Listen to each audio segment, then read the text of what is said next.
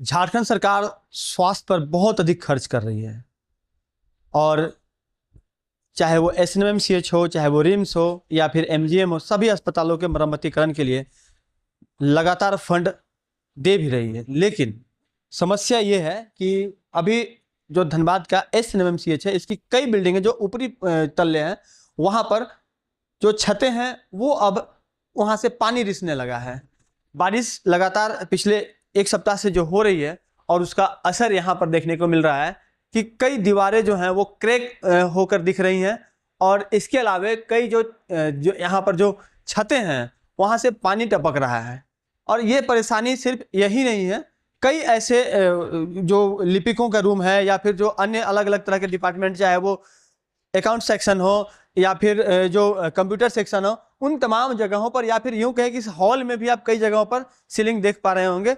और इसका एक ही वजह है कि लगातार ये परेशानी होना कि जो मरम्मतीकरण का कार्य हुआ है वो या तो सही तरीके से नहीं हो पाया या फिर कुछ अब फिर से उसे मरम्मतीकरण की आवश्यकता। आप ऊपर भी देख सकते होंगे कि जो छत है उस छत के पास से जो उसमें पुट्टी की गई थी वो पुट्टी टूटकर गिर चुकी है और पानी जो है वो लगातार रिस रहा है। जो कर्मचारी इस जगह पर काम कर रहे हैं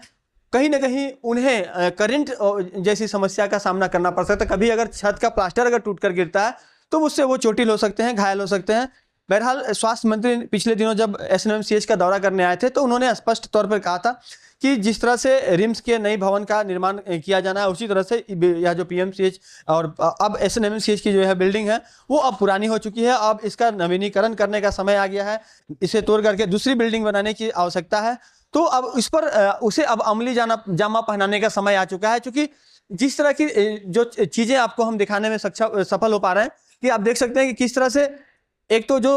सूखी हुई दीवारें हैं उसका कलर अलग है, जो भींगी हुई दीवारें हैं उसका कलर अलग है। और ये कहीं ना कहीं जो यहाँ पर जो कर्मचारी काम करते हैं उनके लिए एक बड़ी परेशानी का सबब बनती जा रही है। और ऐसे में चाहे वो अस्पताल प्रबंधन हो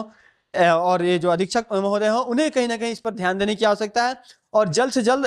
यहाँ पर एक तो मरम्मतीकरण का काम जल्द से जल्द हो जाना चाहिए और दूसरा जो स्वास्थ्य मंत्री ने पिछले दिनों जो वायदा किया था कि इस बिल्डिंग को तोड़ करके दूसरा बिल्डिंग पुनः निर्माण कराया जाएगा, तो उस पर भी कहीं ना कहीं जल्द से जल्द संज्ञान लेने की आवश्यकता है, उस कार्य को करवाने की आवश्यकता है ताकि कर्मचारी